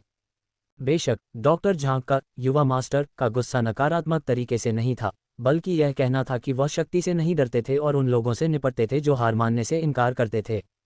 डॉक्टर झांग के जुमा और ईशा के लिए डिस्चार्ज प्रक्रिया पूरी करने के बाद उन्होंने शांत को एक संदेश भेजा और इस मामले की रिपोर्ट उन्हें दी। फैमिली के शानदार लिविंग रूम में बैठी ज़ारा अपने फ़ोन पर डॉक्टर झांग द्वारा भेजे गए संदेशों की जांच कर रही थीं। उन्होंने राहत की एक सांस ली, जैसे उन्होंने सोचा एक अच्छा शो शुरू होने वाला है और मुख्य चरित्र को मौजूद होना चाहिए। शेंगडू सेंट कैपिटल यूनिवर्सिटी में सेमेस्टर शुरू होने वाला था। वह जुमा और ईशा को अस्पताल में छिपने और दुनिया के साथ प्रतिस्पर्धा न करने कैसे दे सकती थीं। एक बार जब सभी इकट्ठे हो जाएंगे तो उनकी बदला लेने की योजना को लागू करना आसान होगा। तुम क्या सोच रही हो? तुम इतनी अच्छे मूड में हो। मोहित की आवाज़ ने अचानक ज़ारा के विचारों को बाधित किया। वह मुनि और व्यंग्य से कहा, मिस्टर मोहित का समय का अवधारणा सटीक है। ज़ारा ने मोहित की हल्की उठी भौहों और उनके छोटे चेहरे पर उपहास भरी अभिव्यक्ति को देखा और उनका मूड अचानक चमक उठा। उन्होंने अपनी व्हीलचेयर करीब की और एक मुस्कान के साथ समझाया, मुझे माफ़ करना, मैं अस्पताल जांच रिपोर्ट लेने गया था। मेरा मतलब तुम्हें घर पर अकेला छोड़ना नहीं था। मुझे लगता है कि तुम्हें यह विस्तृत जानकारी चाहिए। जैसे ही मोहित बोले, उन्होंने मोहित को दस्तावेज़ों का मोटा ढेर ज़ारा के सामने कॉफ़ी टेबल पर रखने का इशारा किया। ज़ारा ने इन चीज़ों को देखा और हल्की शर्मिंदा थीं। उन्हें ये कैसे रखना चाहिए? उन्हें लगा कि मोहित थोड़ा बहुत गंभीर हो रहे थे। संत घाटी चिकित्सा अपनी पारंपरिक चीनी चिकित्सा के लिए प्रसिद्ध थी, इसलिए पश्चिमी चिकित्सा के कठोर और जटिल परीक्षण ज़ारा की आंखों के लिए आवश्यक नहीं थे। हालांकि जब उन्होंने मोहित की गंभीर अभिव्यक्ति देखी, ज़ारा कुछ नहीं कह सकीं। ठीक है, निवारक उपाय करना बेहतर है। शायद उन्हें इसकी बाद में ज़रूरत पड़े। ज़ारा ने इसके बारे में सोचा और अपनी नाक रगड़ने के लिए अपना हाथ उठाया। ठीक है, आज मेरी यात्रा का मुख्य उद्देश्य दवा मास्टर क्यूई का संदेश देना है। मोहित ने बड़ी रुचि के साथ उन्हें देखा। वास्तव में तुम काफ़ी कुशल हो। हरे रंग में औषधालय क्या कह रहा है? शायद वह अत्यधिक संवेदनशील थी, लेकिन ज़ारा को लगा कि मोहित के स्वर में कुछ गलत था। कल की तुलना में वह उतने परेशान नहीं थे। ज़ारा को लगा जैसे मोहित ने उन्हें देख लिया हो। वह केवल उनके अभिनय के साथ खेल रहे थे। ज़ारा ने सीधे मोहित की आंखों में देखा, अपनी शंकाओं की पुष्टि कर सकने वाली कुछ ढूंढने की कोशिश की। हालांकि वह लगभग उनके कोमल आंखों में डूब गईं। ज़ारा अपने होश में लौटी और सिर हिलाया, चिढ़ाने की इस अजीब भावना को खत्म करने की कोशिश की। उन्होंने जवाब देना नहीं भूला, बेशक। मैं, ज़ारा, अपनी बात की पक्की महिला हूँ। मैं तुमसे किया गया अपना वादा निभाऊंगी। जैसे ही वह बोली, उन्होंने एक गहरी सांस ली और अपने बगल के फूड बॉक्स को मोहित की ओर धकेल दिया। मोहित ज़ारा का मतलब समझ गए। आश्चर्य के एक पल के बाद उन्होंने हैरानी में कहा, क्या यह मेरे लिए है? और कौन? मुझे ये भी नहीं पता कि तुमने एक पेस्ट्री के बॉक्स के लिए कितनी बार मुझे उकसाया है, जैसे तुम्हें डर हो कि मैं अपने कर्ज से मुकर जाऊंगी। ज़ारा ने अपनी नज़र वापस ली और असहाय ढंग से पलटकर जवाब दिया। मोहित खुश थे और उनकी आंखें अधिक कोमल और दुलारने वाली हो गईं। वह धीरे से हंस पड़े, हाँ हाँ हाँ, यह मेरी गलती है। मुझे तुम्हें इस तरह जल्दी नहीं करनी चाहिए थी। आज मेरी गलती है। तुमने मेरे लिए एक अच्छा भोजन बनाने के लिए इतनी कड़ी मेहनत की, लेकिन मैंने तुम्हें घर पर अकेला छोड़ दिया और तुम्हें इंतजार कराया। चलो बाद में रात के खाने के लिए रुकते हैं। हमें कल जो केकड़ा मिला वह बड़ा, मोटा और सुंदर है। मैंने पहले ही रसोइये से इसे बनाने के लिए कह दिया है। ज़ारा ने एक हल्की हैरान अभिव्यक्ति के साथ मोहित को देखा। ये पहली बार था जब उन्होंने मोहित को इतनी खुशी से मुस्कुराते हुए देखा था। ये बस डेसर्ट का एक बॉक्स था, क्या यह उनके लिए इतनी खुश होने के लिए योग्य था? मोहित, क्या वह थोड़ा बहुत आसानी से संतुष्ट नहीं थे? ज़ारा ने अपने दिल में शिकायत की, लेकिन उनकी आंखें मोहित पर टिकी थीं। इस पल में अभी भी महत्वपूर्ण चीज़ें करनी थीं और वह और अधिक समय बर्बाद नहीं कर सकती थीं। उन्होंने ध्यान केंद्रित किया और कहा, हम उस बारे में बाद में बात करेंगे। चलो मुख्य विषय पर वापस आते हैं। मैं आज दवा मास्टर क्यूई की ओर से तुम्हारे पैर की चोट देखने आई हूँ। मुझे अपना पैर दिखाओ, मैं इसे अच्छी तरह से देखूंगी ताकि मैं वापस जाकर हरे रंग में औषधालय को संदेश दे सकूं। मोहित ने ज़ारा पर एक नज़र डाली और हल्का सा सिर हिलाया। ठीक है, उन्होंने कहा। मोहित ने लिविंग रूम में सभी नौकरों को रोकने के बाद वह मोहित की व्हीलचेयर के सामने एक घुटने पर झुकी और उनके जूते उतारने के लिए झुक गईं। चूंकि वे आज जांच के लिए अस्पताल जा रहे थे, मोहित केवल एक कैजुअल सूट पहने हुए थे, टाइट सूट नहीं। ज़ारा ने शांत ढंग से देखा जैसे मोहित ने मोहित के पैंट ऊपर कर दिए और मोहित के घायल पैर को सोफा पर रखा। ज़ारा उठ गईं और करीब से देखने के लिए बैठ गईं। मोहित अभी भी थोड़ा असहज थे। उनके युवा मालिक शायद ही कभी अपने घायल पैर को इतनी सीधे प्रकट करते थे। अतीत में मोहित ने अपने पैरों के इस जोड़े से नफरत की थी। उन्हें खुद से नफरत थी कि वह चल नहीं सकते थे, और उस अजीब बीमारी से नफरत थी जिसने उन्हें 16 साल की उम्र से चलने या दौड़ने में असमर्थ कर दिया था। बेशक मोहित भी यह समझते थे, यही वजह है कि वह घबराए हुए थे। हालांकि मोहित को लगा कि वह ज़्यादा सोच रहे थे जब उन्होंने मोहित की शांत और शांतिपूर्ण अभिव्यक्ति देखी। उनके युवा मालिक ऐसे ढोंगी व्यक्ति नहीं थे। अगर वह बीमार थे तो उन्हें इलाज करना चाहिए। समस्याओं से हमेशा बचकर निकलना समस्या को हल नहीं करेगा। ज़ारा ने पूरी तरह से ध्यान केंद्रित करते हुए पैरों की ओर देखा। वह उस मामले के बारे में भी सोच रही थी जिसे उन्होंने पहले देखा था। उन्होंने अपना हाथ फैलाया और एक अजीब तकनीक के साथ मोहित की पिंडली की मांसपेशियों को दबाया। जैसे ही उन्होंने दबाया, उन्होंने पूछा, जब मैं तुम्हारे पैर की मांसपेशियों को इस तरह दबाती हूं तो तुम्हें कुछ महसूस होता है? क्या तुम्हें कोई सुन्नपन महसूस होता है? क्या दर्द होता है? मोहित को अभी भी थोड़ा असहज महसूस हुआ जब ज़ारा ने अपना हाथ उनके पैर पर रखा। ये भावना एक घाव की तरह थी जिसे कई सालों तक ढका गया था, वह अचानक दूसरों के सामने उजागर हो गया। और यह व्यक्ति उनकी सबसे प्रिय महिला ही होनी चाहिए। इस तरह की ईमानदारी के लिए साहस की आवश्यकता होती है और ठोस दिल के बिना लोगों के लिए ये करना मुश्किल होना चाहिए। ज़ारा की हथेली गर्म थी और उनकी आवाज़ का स्वर परवाह करने वाला लगता था। मोहित हंस पड़े जैसे उन्होंने उन्हें देखा और धीरे से जवाब दिया, कोई दर्द या सूजन नहीं है। मुझे थोड़ा शरीर का तापमान महसूस होता है। ये सुनकर ज़ारा की भौहें हल्की सिकुड़ी जैसे उन्होंने एक जटिल समस्या का सामना किया हो।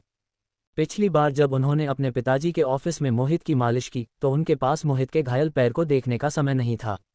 अब जब उन्होंने इसे देखा था तो उन्हें लगा कि मोहित की समस्या अपेक्षा से कहीं अधिक जटिल थी। उन्होंने मोहित पर नज़र डाली, उनकी सिकुड़ी हुई भौहें एक दुर्लभ गंभीरता दिखा रही थीं। क्या तुम मुझ पर चांदी की सुइयों का उपयोग स्वीकार कर सकते हो? तुम्हारे पिंडली की मांसपेशियों की सामान्य प्रतिक्रिया और पलटाव एक सामान्य व्यक्ति के स्तर तक नहीं पहुंचा है। मुझे ये देखने के लिए अधिक समझने की ज़रूरत है कि क्या ये तुम्हारे मोटर तंत्रिका के साथ एक समस्या है। मोहित ने उनकी गंभीर अभिव्यक्ति को देखा और इसे बहुत प्यारा पाया। उन्होंने धीरे से जवाब दिया, तुम जो चाहो वह कर सकती हो, मैं सहयोग करूंगा। जब एक डॉक्टर एक मरीज का निदान करता है तो उन्हें उस तरह के मरीज से प्यार होता है जो सहयोग करने की पहल करता है। ज़ारा ने हल्का सा सिर हिलाया और अपने बैग से एक चांदी की सुई थैली निकाली। उन्होंने एक सुई बाहर निकाली और सावधानी से मोहित के टखने पर एक एक्यूपंक्चर बिंदु में डाली। मोहित ने ज़ारा के अच्छी तरह से सुसज्जित उपकरणों को देखा और जानते थे कि वह तैयारी के साथ आई थी, इसलिए उन्होंने उन्हें बाधित नहीं किया। चूंकि ज़ारा इसे उनसे छिपाना चाहती थी, वह केवल उनके साथ सहयोग कर सकते थे। आखिरकार वह कोई थी जिसे वह पसंद करते थे, इसलिए अगर उन्होंने उन्हें थोड़ा और दुलार किया तो इससे कोई फर्क नहीं पड़ा। जैसे ही ज़ारा ने धीरे धीरे एक्यूपंक्चर बिंदु में चांदी की सुई डाली, मोहित को धीरे धीरे उनके पैर में दर्द महसूस हुआ। उन्होंने त्योरी चढ़ाई और असुविधा में ज़ारा से कहा, यह थोड़ा दुखद और सूजा हुआ है। ये सुनकर ज़ारा ने अपना हाथ छोड़ दिया और एक्यूपंक्चर बिंदुओं की मालिश की जो उन्होंने डाले थे। मोहित ने नोटिस किया कि ज़ारा जब अपना काम करती थी तो वह बहुत केंद्रित और गंभीर थीं। उनकी अभिव्यक्ति ने मोहित के दिल को छू लिया। 3 मिनट बाद मोहित के माथे पर पसीना आना शुरू हो गया, लेकिन उनके होंठ पहले से अधिक लाल थे। ज़ारा ने अपना हाथ वापस लिया और अपनी सीट पर वापस बैठ गईं, कुछ सोचते हुए त्योरी चढ़ाई। उन्होंने गीला टिश्यू लेने के लिए पहुंची जो मोहित ने सौंपा था और सावधानी से अपनी उंगलियां पोंछीं। मोहित ने देखा कि वह चुप थीं और उन्हें अपने दिल में एक बुरा एहसास हुआ। उन्होंने हल्का सा सांस छोड़ा और शांत होने का ढोंग करते हुए पूछा, कैसा है? क्या स्थिति बदतर है? क्या इसका इलाज किया जा सकता है? ज़ारा ने इस्तेमाल किया हुआ टिश्यू टेबल पर फेंक दिया और मोहित को देखने के लिए अपना सिर उठाया। इसी तरह उन्होंने उनकी आंखों में हल्की निराशा देखी। ज़ारा ने अपनी भौहें हल्की उठाईं और कुछ असंतुष्टि के साथ कहा, तुम मुझ पर इतना भरोसा नहीं करते? मैं? क्या? मोहित ने संदेह में पूछा। ज़ारा निःशब्द थीं। अरे, मेरा मतलब है, क्या तुम संत घाटी चिकित्सा के लोगों पर भरोसा नहीं करते? वे दुनिया में सबसे अच्छे लोग हैं जो दुर्लभ बीमारियों का इलाज कर सकते हैं। अगर वे कुछ नहीं कर सकते तो तुम्हारी चोट का इलाज करने का कोई तरीका नहीं है। ज़ारा एक पल के लिए दंग थी, इससे पहले कि उन्होंने जल्दी से अपने होश वापस पाए और जोड़ा। उन्होंने मोहित की हल्की मुस्कुराती आंखों को देखा और कुछ हद तक असहमत थीं। क्या मोहित ने पहले ही कुछ देख लिया था? वह केवल बात कर रही थीं, वह शायद उस दिशा में नहीं सोचेंगे, है ना? ज़ारा ने आशा की एक छोटी सी झलक पकड़ ली। उन्हें नहीं पता था कि चीज़ों को ठीक करने का तरीका ढूंढने की कोशिश करने की उनकी अभिव्यक्ति मोहित की नज़रों में खुद को समझाने में अब और उपयोग की नहीं थी। ज़ारा दवा मास्टर क्यूई ही हो सकती हैं। जैसे ही मोहित ने इसके बारे में सोचा, उन्होंने एक मुस्कान के साथ खुशी से कहा, ओह, तो ऐसा मतलब है। मैंने सोचा। मोहित ने शुरुआत में ज़ारा के साथ अपना नाटक जारी रखना चाहा था। हालांकि उनकी दुष्ट हास्य भावना बढ़ गई जब उन्होंने ज़ारा के सुंदर छोटे चेहरे को देखा। उन्होंने सिद्धार्थ की बात सुनने और ज़ारा को चिढ़ाने का अपना तरीका बदलने का फैसला किया। ज़ारा के अंतर्ज्ञान ने उन्हें बताया कि मोहित ने जानबूझकर उन्हें अपने जाल में फंसाने और उनकी पहचान उजागर करने के लिए अपने रास्ते पर अचानक रोक दिया। वह जाल देखने के बाद उसमें कूदने के लिए मूर्ख नहीं थी। मैंने सभी जानकारी इकट्ठा कर ली है जिसे हरे रंग में दवा मास्टर जानना चाहती हैं। तुम शांति से 2 दिन इंतजार कर सकती हो। कुछ इलाज के तरीकों के लिए उन्हें कुछ जानकारी ढूंढने के लिए घाटी की प्राचीन पुस्तकों को पलटना पड़ सकता है। ज़ारा ने सोचा कि उन्होंने तुरंत विषय बदल दिया है और तेजी से बोली। उन्होंने देखा कि मोहित नहीं बोले और केवल उनकी आंखों में एक मुस्कान के साथ उन्हें देखा, इसलिए उन्होंने जल्दी से जोड़ा, क्यूई और मैं अच्छी दोस्त हैं, मैं उनका स्तर जानती हूँ। हालांकि तुम्हारी चोट जटिल और दुर्लभ है, इसका इलाज करना असंभव नहीं है। तुम मन की शांति के साथ खबर का इंतजार कर सकते हो।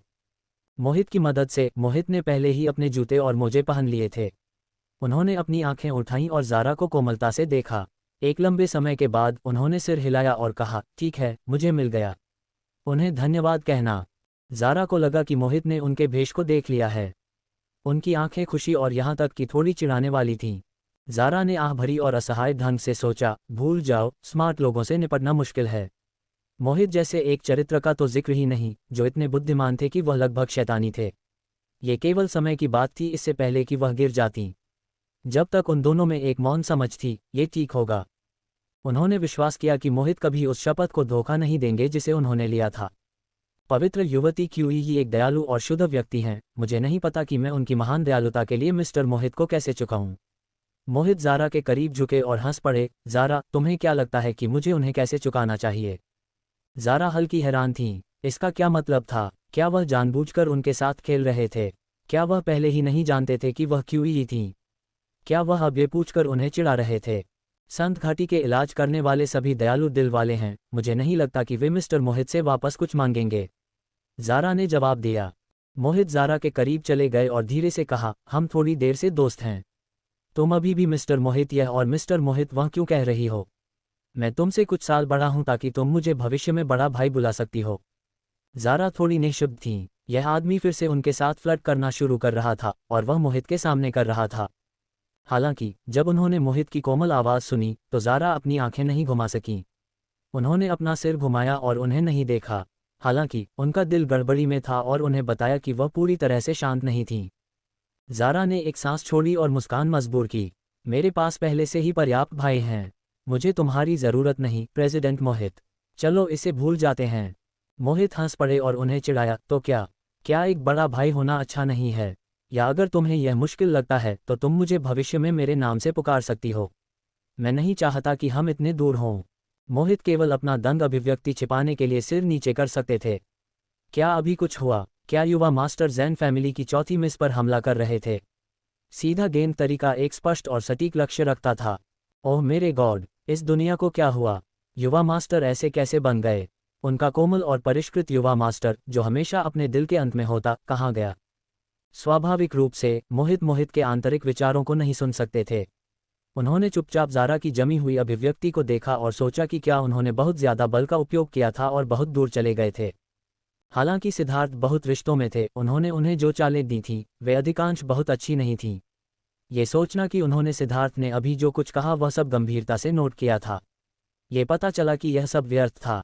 उन्होंने नहीं जाना कि ज़ारा, जो पहले ही चक्कर में थी, वास्तव में उनका दिल तेजी से धड़क रहा था। हालांकि मोहित के फ्लर्ट करने के तरीके थोड़े पुराने ज़माने के थे, जब उनकी अद्वितीय स्वभाव और आकर्षण के साथ मिलते थे। एक देवता के काम जैसा लगने वाला सुंदर चेहरा और प्रेमी फीनिक्स आंखें जो शहद को निचोड़ने में सक्षम लगती थीं, लोग उनसे मंत्रमुग्ध हुए बिना नहीं रह सकते थे और खुशी से उनके अधीनस्थ बन जाते थे। मोहित के पास एक विशेष तरह का जादू था जो अत्यधिक लुभावना था, जिससे ज़ारा अनजाने में उनके करीब आ गईं।